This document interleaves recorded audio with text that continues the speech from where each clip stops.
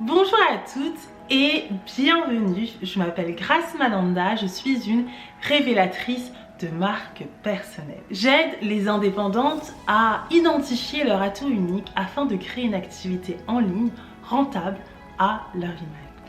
Aujourd'hui, nous allons parler de bilan. Si vous souhaitez tout simplement développer votre activité et l'améliorer pour l'année en cours, je vous invite à écouter la suite de la vidéo. Le premier critère qui selon moi est hyper important quand vous souhaitez tout simplement faire votre bilan, c'est tout simplement d'identifier vos canaux d'acquisition.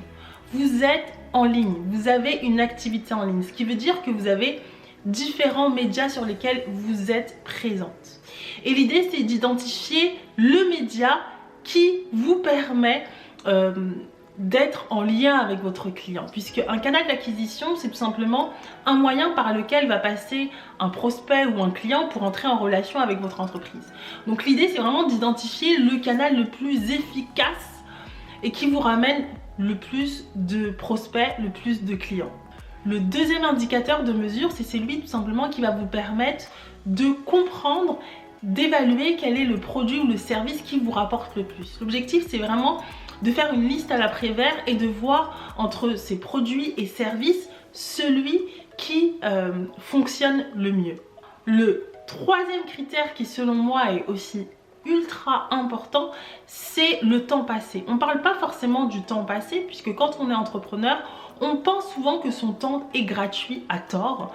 L'idée de cet indicateur de mesure, c'est vraiment de connaître combien de temps vous passez pour délivrer un produit ou un service. Et ensuite, le temps passé en termes de travail. Donc combien de jours vous travaillez dans l'année pour, par la suite, identifier les axes d'amélioration pour l'année en cours.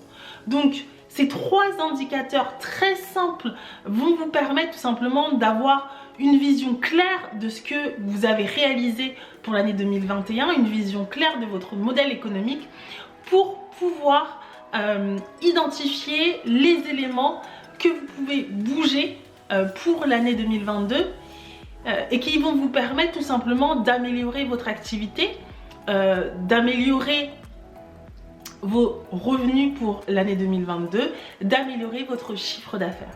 Donc je vous invite vraiment à faire ces exercices, tout simplement d'identifier dans un premier temps les canaux d'acquisition les plus performants, dans un deuxième temps les produits et services qui fonctionnent le mieux et dans un troisième temps être au clair sur le temps que vous passez pour délivrer un produit ou un service.